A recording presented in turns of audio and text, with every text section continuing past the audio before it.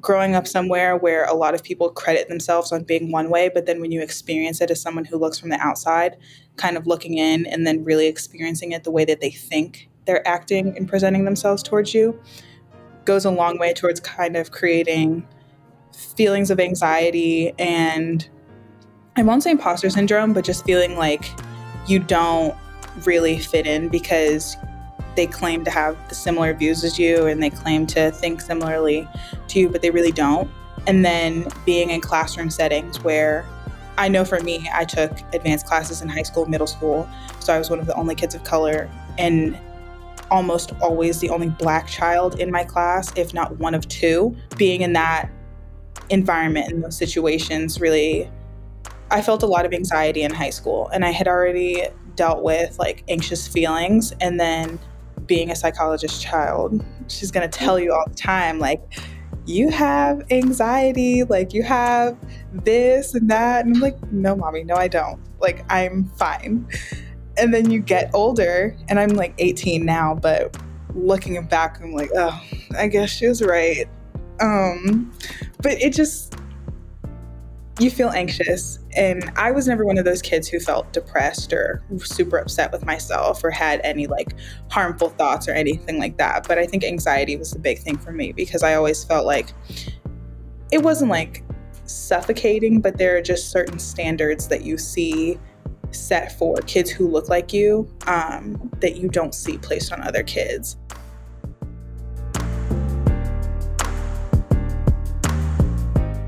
Hi, everyone. It's Dr. Alfiee here. I am here with a very special guest to end our season. She keeps giggling. I'm trying to ignore her giggly. And she is the star of a Dove commercial along with 4 other young women in femmes, non-gender conforming young people. And she is an intern at the AAKOMA Project, my nonprofit, which you hear me talk about all the time. And most importantly, she's my daughter. So if anybody didn't know, Morgann Noble, who we have with us here today, is my daughter. And so I just want to welcome her. Thank you, Mother. Welcome, Morgann. Say hello to the people and introduce yourself, please. Hello, viewers. My name is Morgann Noble. I am Dr. Alfie's oldest and greatest child. And my brother will disagree, but you know, that comes with the privilege of being the oldest, so we don't care. But yes, I am a recent high school graduate as of June. I'll be at Howard University next year, majoring in marketing and possibly minoring in finance. And as she said, I'm interning at the AAKOMA Project this year and have just been kind of taking a gap year to acclimate myself to getting ready for college next year, working, doing things that I love, visiting friends when I can. So, yeah. Let's start with your commercial. And Morgann is a part of something called Dove Campaign. Is it Stop Appearance Discrimination, Morgann? The real cost of beauty. There you go. The real cost of beauty. And one of the goals of it, I'm going to let Morgann share that with you, but there's a powerful scene in there with her where she talks about,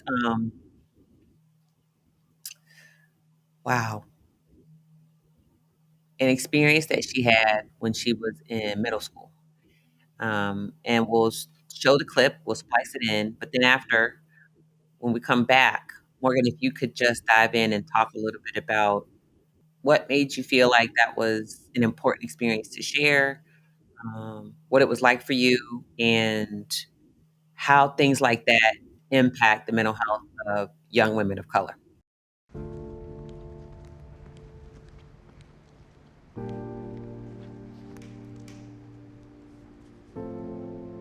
In 7th grade, a boy and his friend had come up to me and my friends at lunch, and one of them looked at me and told me that my hair looked like burnt spaghetti. Later, when I got home, it kind of sank in, and that was the first time that I noticed that there was some type of discrimination or like othering going on just because of my physical features and my hair specifically and just who I was. Emotionally and physically, I was isolated because I was one of the only kids who looked like me. I do think that there is a different beauty standard set for Black women. I tend to be on the darker side, and I really had to think about, well, my complexion is something, means something to someone.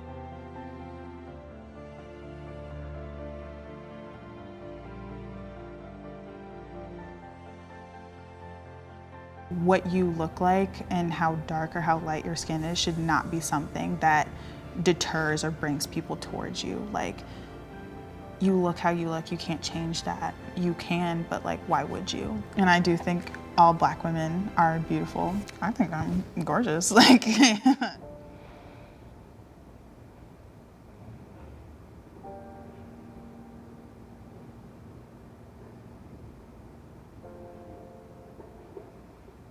the story is that in seventh grade, was with a group of friends, like I said in the commercial, and basically one of two boys came up to me. They were kind of bothering me and my friends at the time, talking to us a lot. I asked for one of or both of them to leave, and then I don't remember if I said anything to him first or if it was just kind of a bicker back and forth about him not leaving, but it ultimately ended in him saying that my hair looked like burnt spaghetti. And I don't know how like clear it is on camera, but I do have locks, and I've had them since I was 6 years old. Thanks to my mother, because I was like, I want to be like mommy when I grow up. So I got locks when I was 6, and I've had them since. So that was where that kind of stemmed from. And I think my brother and I, for basically our whole lives, have grown up in predominantly white areas. And my brother and I are very good at acclimating to surroundings. We've only moved twice. We lived in North Carolina, moved to Arlington, and then it was just a matter of kind of fitting in, making sure we felt comfortable, all of that. And where we live is considered a relatively progressive area, or the people, if you ask the people who live here, they'll say, this is a very progressive city, like it's blue, all of that. And it's not like that. So being home and having conversations about being a person of color, coming from two parents who are both educated beyond just a bachelor's degree, both having masters and doctorates, and then also coming from grandparents and other extended family who all have college degrees, seeing that side of being a person of color and like actually living in a progressive household is very different than what I was experiencing and seeing from kids that I was surrounded with. And middle school was one of those times where I went to a elementary school where I was one of 5 Black kids or kids of color, period. And then I went to middle school where it was a majority Latino, and it was considered the most diverse middle school in our area, but it was still a majority white. So it was mainly Latino, and that was over 50%. But then the white population was almost 50%, and then Black and other kids of color took up maybe less than 10% combined. So there wasn't really a lot of diversity amongst the Black community in middle school or elementary school, nor was there that same kind of diversity in my high school experience. So I think I say all of that to say that growing up somewhere where a lot of people credit themselves on being one way, but then when you experience it as someone who looks from the outside, kind of looking in and then really experiencing it the way that they think they're acting and presenting themselves towards you, goes a long way towards kind of creating feelings of anxiety and I won't say imposter syndrome, but just feeling like you don't really fit in because they claim to have the similar views as you and they claim to think similarly to you, but they really don't. And then being in classroom settings where I know for me, I took advanced classes in high school, middle school. So I was one of the only kids of color and almost always the only Black child in my class, if not one of two. Being in that environment in those situations really I felt a lot of anxiety in high school and I had already dealt with like anxious feelings and then being a psychologist child, she's going to tell Mm. you all the time like you have anxiety, like you have this and that. And I'm like, no, mommy, no, I don't. Like, I'm fine. And then you get older, and I'm like 18 now, but looking back, I'm like, oh, I guess she was right. Um, but it just, you feel anxious. And I was never one of those kids who felt depressed or super upset with myself or had any like harmful thoughts or anything like that. But I think anxiety was the big thing for me because I always felt like it wasn't like suffocating, but there are just certain standards that you see set for kids who look like you that you don't see placed on other kids. And one of the other things is we live in the northern part of our area, and our area is kind of like split down the middle. So there's northern part and then southern part.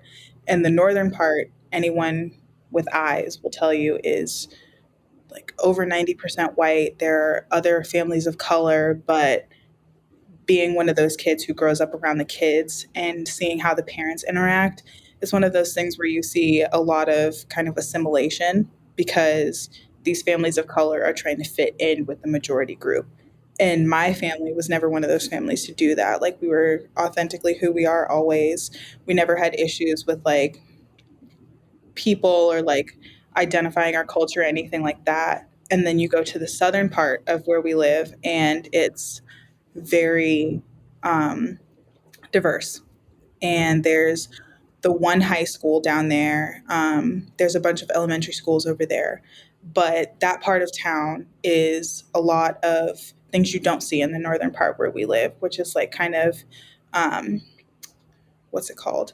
Subsidized housing, like community centers that don't have a lot of resources, just a lot of under resourced areas in the area itself compared to where we are, which is literally 3 miles away. And you can see a vast difference. It's just like the difference in kind of tax bracket resources that are available. And being, again, like from a family where everyone is college educated, my brother and I are very fortunate to have a lot of the things and a lot of the opportunities that we have, like having parents who work in the education field or worked in education, and then also having a parent who runs a nonprofit and is pretty well known in media and all of that. It's just something that creates a lot of differences and ideas for a lot of the people that we grew up around, especially me, because I don't want it to sound this way, but this is what it sounds like.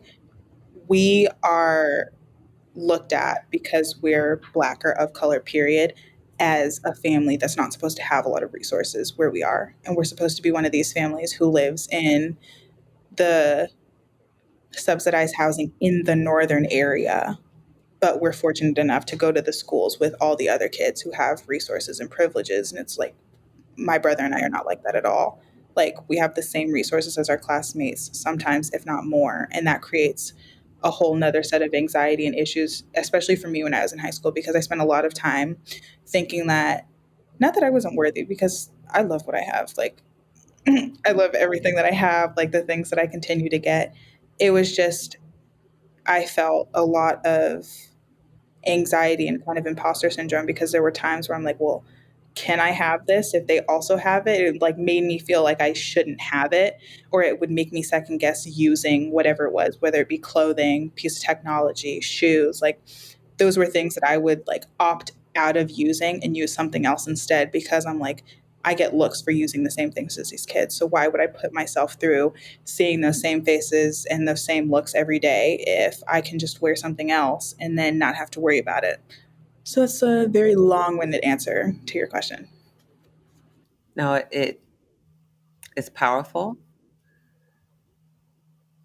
It's honest, and as your mother, it in some ways takes my breath away for not all the right reasons. And I think part of it is just listening to the experience. I just think about the struggles that many parents have of all backgrounds. I think particularly for parents of color, for caregivers of color, where it's trying to strike that balance between how do I present the best opportunities for my child, and at the same time make sure that racially, culturally, they're also cared for. And I think the struggle for many parents of color, I know many parents will relate to this, is how do you make choices? And the thing that's relevant for us at Couch and Color is, why do you have to make those choices? Why can't you have multiple environments like Palmer Woods in Detroit, or like Baldwin Hills in LA, or like so many neighborhoods in Atlanta where you have or I think about places like Dallas and Houston, or probably sections of Chicago, where you're able to have both diversity and equity and solid resources and opportunities for your family and your children. And I think it's a unique experience for families of color across socioeconomic strata, where you're constantly having to make those choices. So it's kind of heartbreaking just to think that if you make one choice, there are other choices that are sort of de facto going to be a part of your child's life. And if you make these other choices, there are these other consequences on the other side. So it's almost like you're always struggling to choose. And it's just listening to it, I feel the weight of it, and it feels so heavy. So I just want to acknowledge, for any parents out there, I feel like I understand that struggle. And it also reminds me of the struggle that my parents had raising me and your uncle in the same kind of environment that you were growing up. I mean, literally, it's almost identical. Um, in the same state, different parts of the state. It's ridiculous how close it is, where one example was happening in the 80s, and then literally almost 40 years later, 40 years later, that's your experience. So I appreciate your honesty, and I acknowledge that it's a lot. I would love to hear and educate the parents out there about what kinds of things you feel like young people of color need, or any kid with a marginalized identity, when they're in an environment where they do feel marginalized. Like, just so in your experience, like, what would you say young people, kids need to help them? I'll start by saying this. Like, I'm one of those kids who's fortunate enough to have a very close relationship with her mother. So, Really? Are you close with your mama? ha ha ha, you're so funny. Anyway, Twinsies.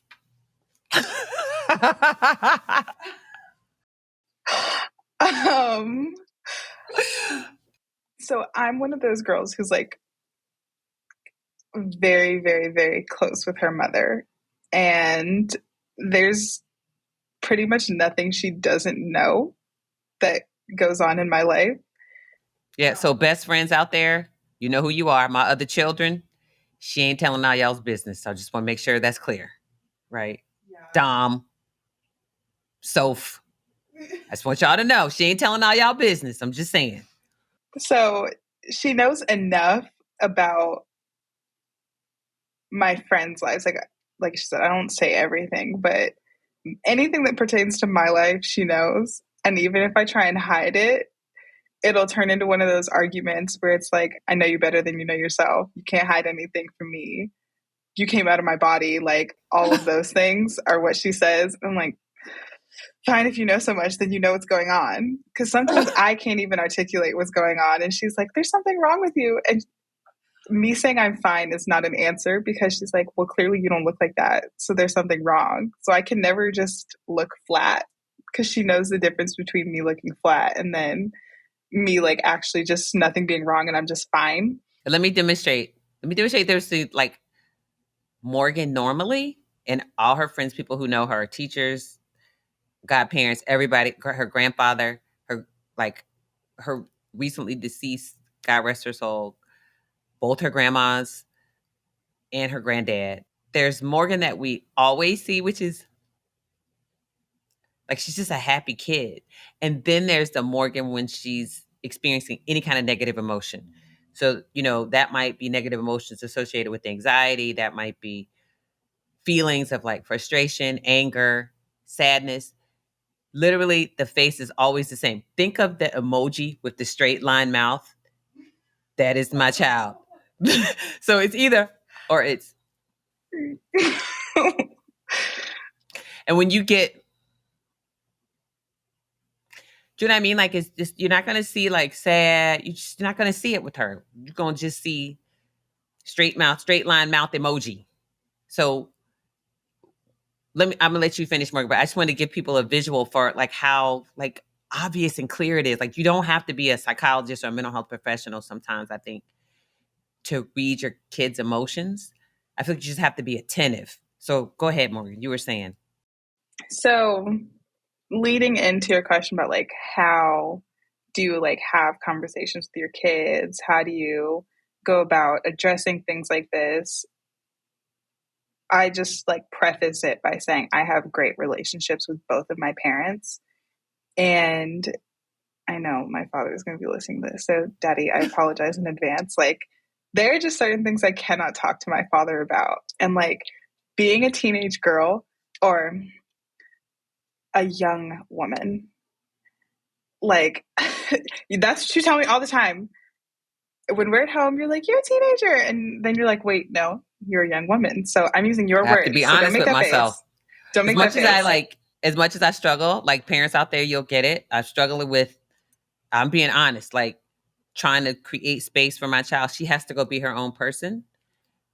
And I don't want to hold her, but I got to manage that for me. So one of the ways I try to do that is to, when I call her a kid, I'm like, sorry, I'm so sorry. I mean, a young woman. So that's what she means. And that's true because it's a signal to me. She is not 12. She's not 6.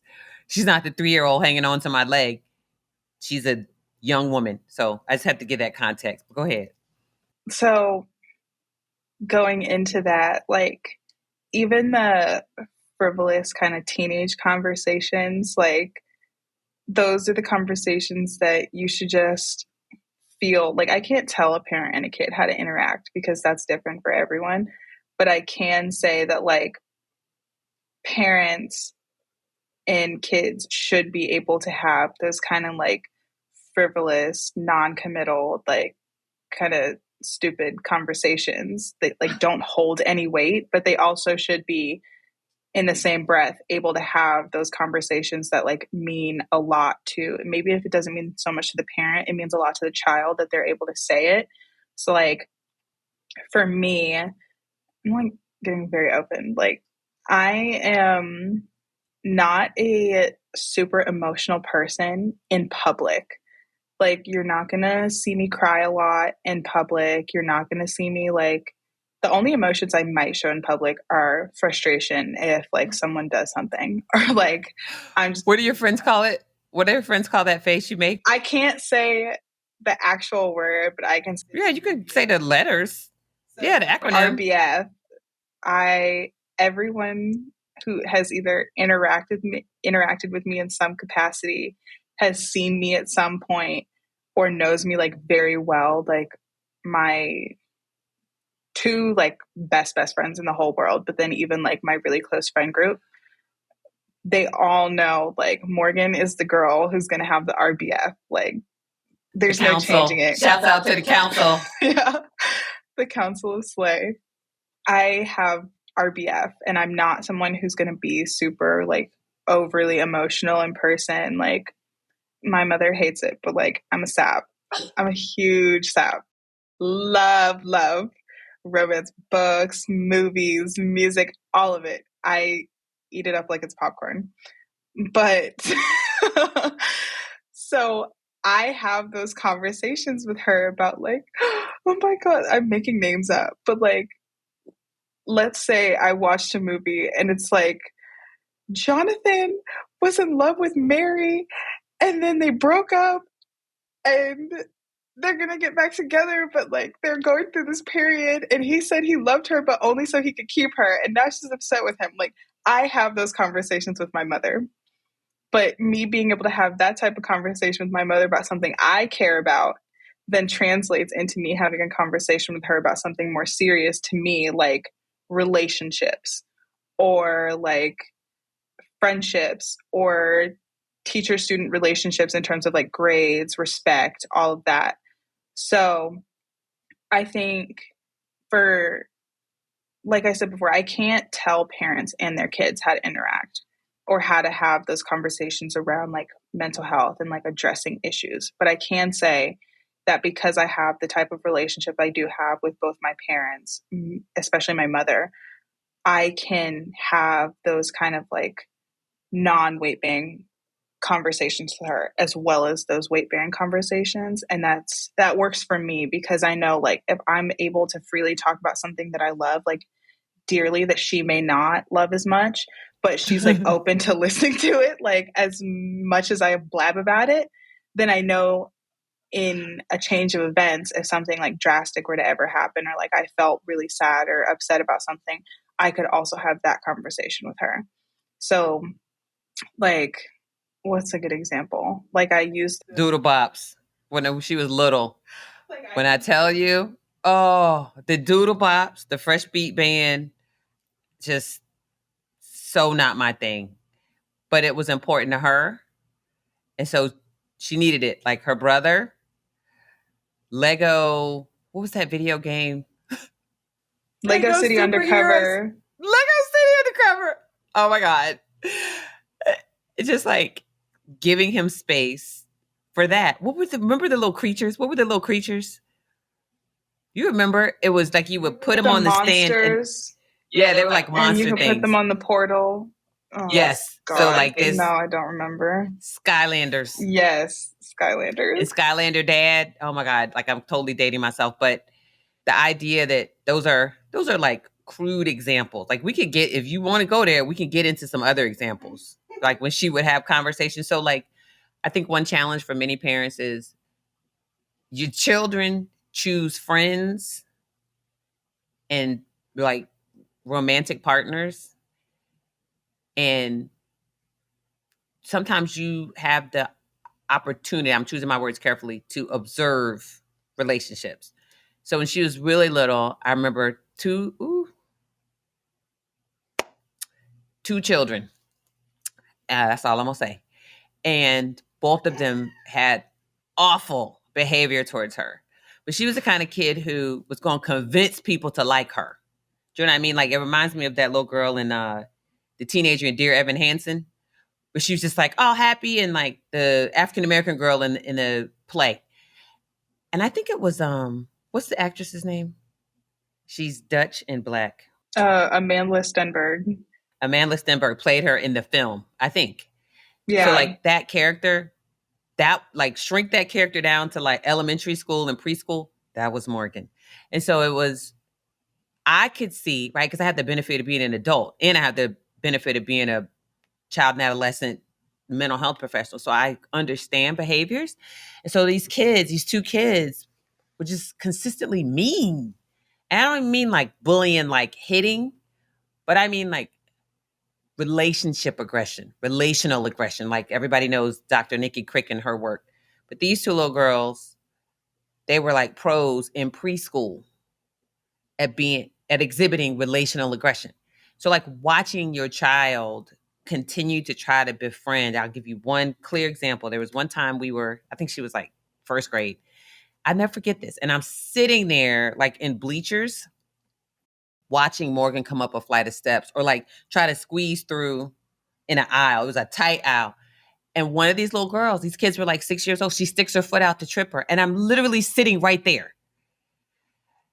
And so as a parent, it's like it takes all your strength to not immediately, I'm gonna say it the best way I can, chastise the child or like admonish or correct the child's behavior because it's not your child.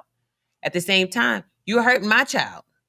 And so to then have that happen and then to watch my child try to be friendly to this little girl afterward, it was really hard. And so I think what I did was later on, I pulled the little girl's mom aside and said, look, we're going to have to come to Jesus meeting about this because if it happened again, ma'am, you know what I'm saying? Like, I ain't going to put my hands on nobody's child, but it's going to be me and you. And so it was really just me learning how to like protect her, but not be overbearing and just recognize, allow her own gifts and talents and allow her personality to blossom. So she taught me listening, and she taught me to really stretch patience, right? Because I couldn't always step in and fix stuff for her. And I had a lot of conversations with her dad ah, where I was like, Richard, like, we got to go fix it. And, and he would be the person to say, Alfie, right? So he's the voice of reason. So when she talks about not being overly emotional, I will be honest, she got that completely from her dad, because I am literally like a walking emotion. It's like whatever I'm feeling, I have no poker face, right? You're going to see it. So I think what I could offer to what she's saying is I appreciate that she makes the connection between me as a caregiver making the effort to listen to the stuff that I don't want to listen to always. She knows I can't stand them romance books. Oh, she knows I'm not really big on. There's one romance movie she loves, and I can watch it over and over too. Just right. She loves just it. right. It's so like there's so much imagery and there's so much in there that I just so shouts out to Common, woo, woo, while she and HBCUs in the house, but we ain't gonna go there. And shouts out to Latifah, and the whole cast. But other than that, it was just a lot that she knows it's not my thing. But one thing I've really tried to work on is giving her space to have her thing, because that's what she needs to be a fully formed human that she's becoming. And so I think if I could offer anything, I think that's one of the things that's really important for us as parents. And, my mom passed away 16 years ago, but that's the relationship that I had with my mom.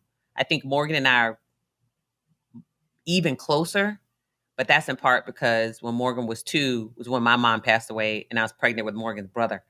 So I think there are parts of that where I worked really hard to, I don't know, create more safety around Morgan, because, I felt really kind of upended by really unexpectedly losing my own mother. So I didn't have a grandmother, her grandmother to go to and be like, well, mom, so and so and so and so. I had to figure it out.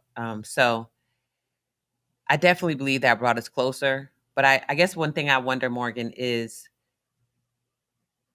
are there things that you feel help Black girls and girls of color build their sense of self? Like, what kinds of things can parents and caregivers do to help their children who have these marginalized identities build a strong sense of who they are? If anything, maybe there's nothing we can do, but I'm just curious what you think. I think it's really just about giving them the space to find out what it is they like and what it is they're passionate about, and then allowing them to kind of share that with you. So, like my previous example, like relationships, all of it, like I'm obsessed with it. I love it. And for a long time, it was kind of just like, like it's pastime. I'll watch it. I'll read it if I want. But now it's kind of just like those books, movies, music, it's all kind of like a comfort thing for me, because like I just, as cheesy as some of it is, like I just love it because it's like something I can be mindless with. But at the same time, like my parents know, my brother knows, grandparents know, like friends know, especially, that like business is my thing. Like I love business, anything related to it, finance. I can't say much about econ. Don't like econ. But finance, marketing, anything related to business and money, like I'm obsessed with it. I love it. Like I consume it like it's water. So me having the ability to watch my mother create a business and then build that business is something that I can like relish in, because over quarantine was kind of when I figured out that I loved business. And then just having like an example right in front of me only added to that, because then I could be like, well, I'm watching this firsthand and it's successful. And not only is it just successful from a woman, it's successful from a Black woman. So as a young Black girl, like I could see that there is success in it.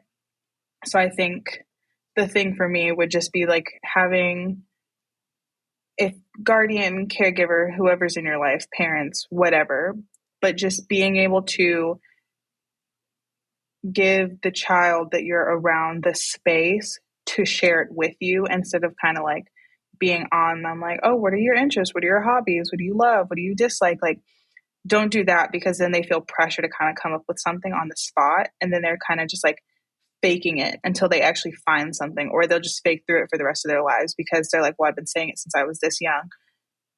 I think I like it, but they know they don't. They only said it because it was something that people asked them about. So like having the space and the ability to kind of figure out what you love and then sharing it with the people that are close to you, I think works best. At least it did for me. So that's what I would say.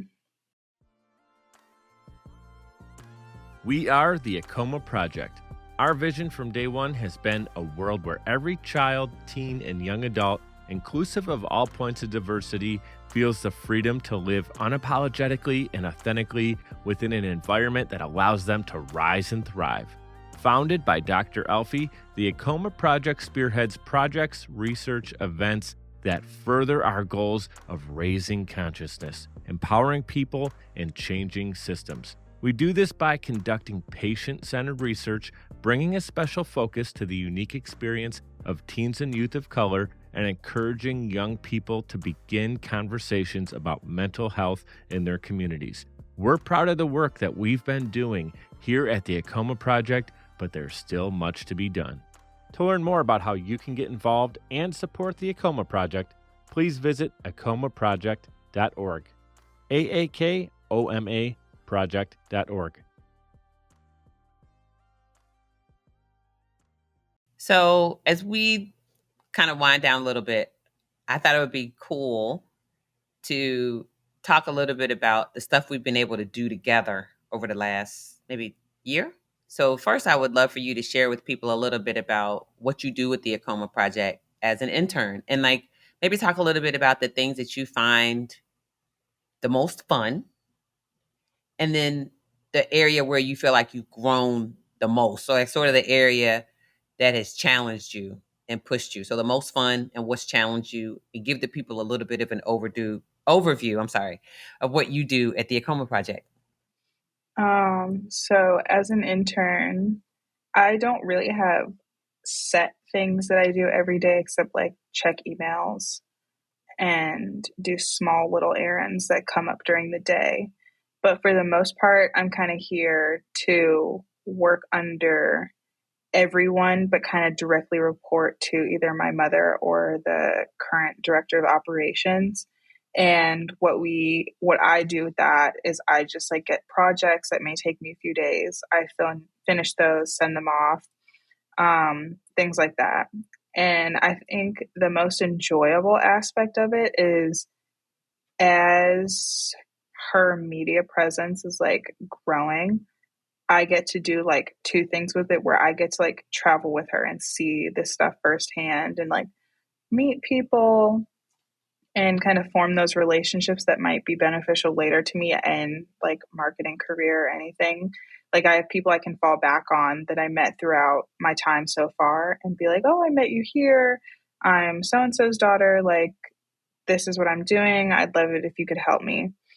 But I also get to be like the dreamer on the team, because with my mother being in media, I get to do this thing where if I see like this person's doing something with mental health, then in my mind, I'm like sparking all these things that we can do with this person.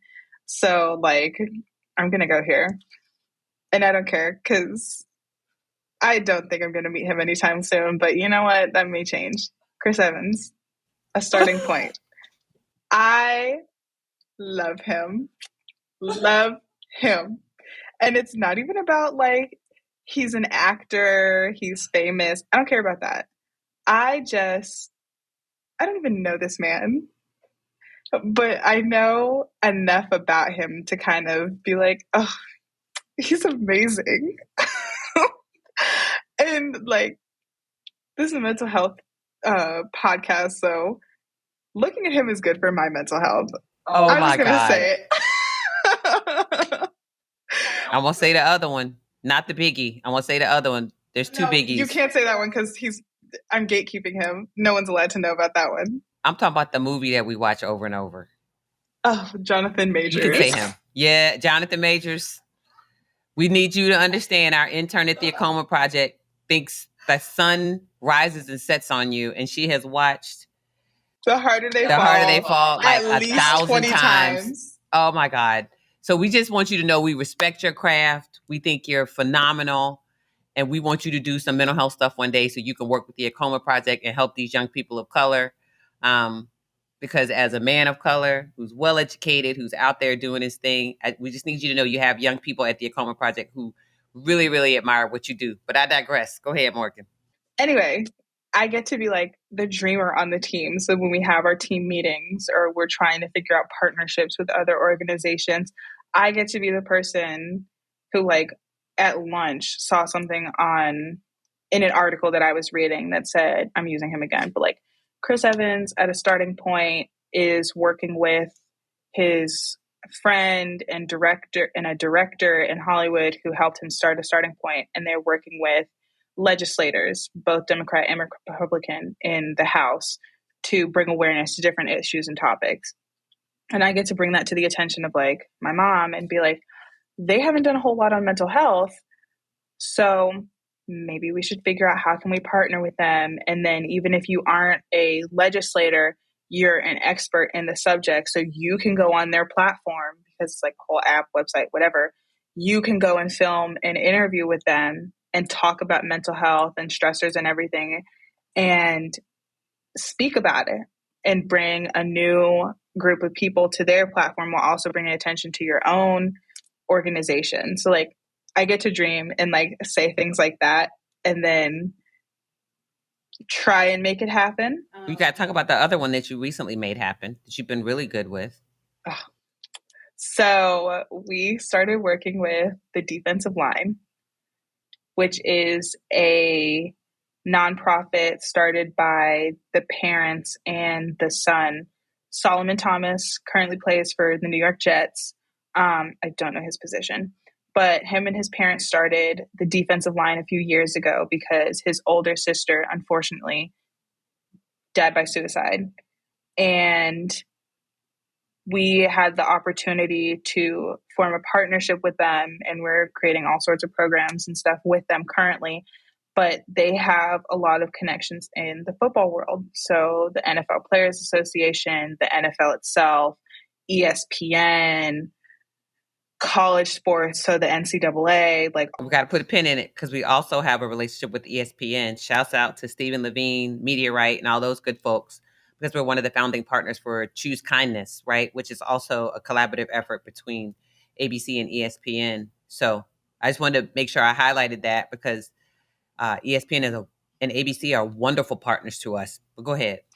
But our partnership with them is we tried to find a synergy between our two organizations. So for them, being a mental health suicide prevention nonprofit, their goal is to bring awareness to suicide in youth and young adults, but just mental health, period. And at AAKOMA, we have the expertise to kind of back up practices about mental health teachings, mindfulness, all of that. So with research. So we're not going to say his name because I don't care. Okay. I'm manifesting it. I'm manifesting it out loud. I'm in love with this man. Like, I'm going to marry him. Everyone knows, like, he's it for me. So this one man who I'm gatekeeping, because she knows who he is, but I'm not saying because I don't need anyone going to him. I like gatekeeping. We're going to keep that sacred. So, that belongs to you. That's safe and sacred. He's mine. And given our connection to I don't want them to think like Mr. and Mrs. Thomas, Solomon, when you listen to this, I love working with you all. This is definitely not why I get so eager on the phone. I just love what you guys are doing. But this is like the small little selfish part of me because I'm like, well, maybe one day. So anyway, their connection to the NFL and everything is exciting because we get to expand AAKOMA's bandwidth in terms of who we work with and who we have connections to. But we also get to help them work through things as a family, trying to navigate like the aftermath of everything. And of course, like they're grieving in their own way. They're doing amazing work at the defensive line, but we get to provide expertise and tips for other families who they're trying to help in their area, in Texas, in Las Vegas. So the person that I'm gatekeeping, like the programming, all of that, my mind starts turning, especially when I talk to them, because I'm like, the NFL is one of those places, like I tell them on the phone all the time, where it's kind of like a macho sport. And I don't know anything about sports, but I know from listening to games where my dad and brother are watching that it's a sport where, as a man, I can only assume, as a man, you're required to hold up a certain persona, as I'm sure it's like the same in baseball, NHL, the NBA, like other male dominated sports. You're supposed to keep up this persona of like, I don't have weaknesses. I'm fine.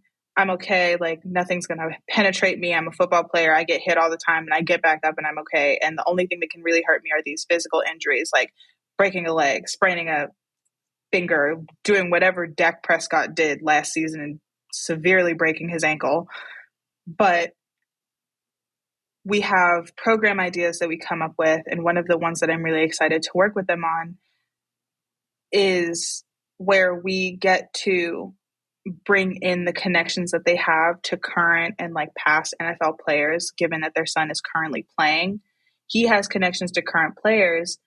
And because they're based in a state where like there's so many issues around mental health, and a lot of those players that come from this state are like the most macho, because it's like the big state, like everyone knows where it is, like it's just that state, and it's part of that culture. It's part of the culture, right?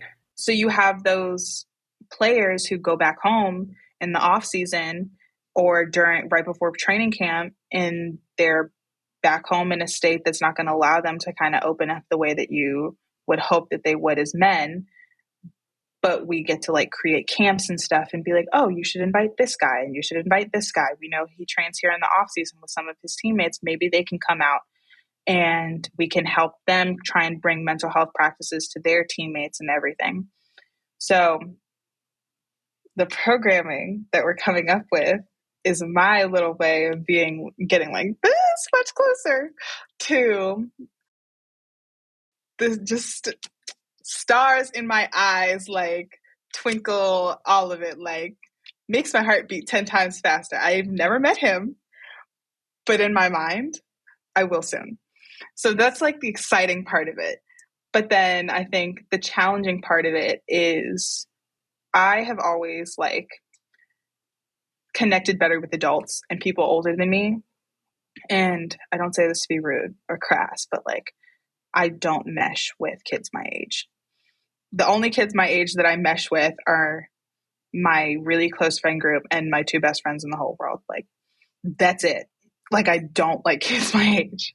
So even my thing has always been like, if you're like 21 and older, I always mesh with you pretty well because you're in a place where you're like well into adulting, but you're also like on your way towards adulthood. And that's always been somewhere where I feel like I've kind of sat perpetually since I was like maybe 12. I was always been the mature kid. So working in a place where I'm surrounded by adults all the time has been great for me because it's an environment that I relish in because I work so closely with adults and I am able to bond with them so well. But at the same time, I'm not an adult yet, like a full adult. I'm getting there, but I'm like learning adulting. It's hard and I don't like it. But there are just certain things that people... I feel like I need to start singing, can you pay my bills? Can you pay the No. But like the people that I'm surrounded with and the team members that I work with, they're all wonderful people, but there are just certain things that adults do differently, or there are certain expectations that they have that are slightly different than what I'm used to coming right out of high school. And while in high school, I always excelled, honor roll, valedictorian, all of that, that doesn't really translate to the adult world in a work sense. So small things that you could get away with in high school and kind of adjusting to those not being as like easy to kind of slip past in the adult world has probably been the thing that's been hardest for me, because I like a good example would be in high school, like we were given direct deadlines, and if you didn't have one, you could ask for one, and your teacher would like just give it to you right away. Like they're not going to say, oh, this is due kind of whenever, but try and turn it in early. I wasn't used to that. But in the adult world, sometimes it's kind of like you're supposed to offer the deadline instead of like them offering it to you, even if they are your superior. So I think that was the hard part, kind of adjusting with like the deadlines and seeing how some needs or like necessities aren't articulated and you kind of have to figure it out as you go instead of it being given to you all out right and then having it in front of you at all times versus like you're kind of at the will of whoever you're working with, and you both have to like work to make sure that you can work together. So that's a hard thing. Okay. Well, I really appreciate your directness and your honesty and being willing to be so forthcoming. I feel like I've really learned a lot, even though some things I've heard before. I feel like I've really learned a lot about you as a person, as a young adult. And I'm just really grateful to you for giving us this time, giving your mother this time today. You are an amazing, you're my kid. So you almost say you're an amazing kid and you're an amazing young woman. And I'm just so excited to see all the things that you're going to do. So I'm just really grateful to you for joining us today, for giving me some insights. I think a lot of what you shared will be helpful for other parents, caregivers, like you said, guardians out there who are raising young people. And so the final thing I want to do is we have our rapid fire, right? It's our last episode of the season. We're going to do our rapid fire question and answer. So the first thing that comes to mind, and if you need a beat to come up with an answer, please do. All right. So are you ready? Got 5 questions. Okay. Take your time. Whatever comes to mind, that's what you share with us. All right. Okay. So first question is who? Mother. What? Clothes. Where? Virginia. When? December. How? On my own. I love it. I love it. All right. Well, thank you so much, Morgann. Thank you to all of the viewers and listeners out there. Thank you so much for an amazing season 3. Social Chameleon, I want to thank you all for being our producers. Mike, it's been a pleasure to work with you and the team. It's just been a gift. So, Morgann, if people want to follow you, do you want to share? And maybe not. It's okay if you say no. That's totally fine. Is there some place, or are there some places where people can follow you and learn about what you're doing? Probably the best place is Instagram. And I'm sure it'll be somewhere on the screen, but my name has 2 N's in it, but my Instagram handle is like Morgann. And because our last name is Noble, it just goes right into spelling Noble. So it's like all one word, Morgann Noble. So yeah, that's the best place. All right. Well, thank you so much, Morgann. To everyone out there who joined us for season 3, I want to thank you. And I want to say what I always say, which is that I wish you lots of love and light. And I hope that it's always informed by good, culturally relevant science. Take care. Thank you for tuning in to Couched in Color. You can check out more episodes on YouTube, Apple, Spotify, and your favorite podcast apps. Check out the show notes for any websites linked to this episode, including where to connect with us on social media. I appreciate you tuning in. Remember to like, subscribe, and turn on your notifications so you'll be updated of each episode release, and visit me at dralfiee.com for all podcast updates as well. As always, I want to wish you lots of love and light, and I hope that they are always informed by good, culturally relevant science.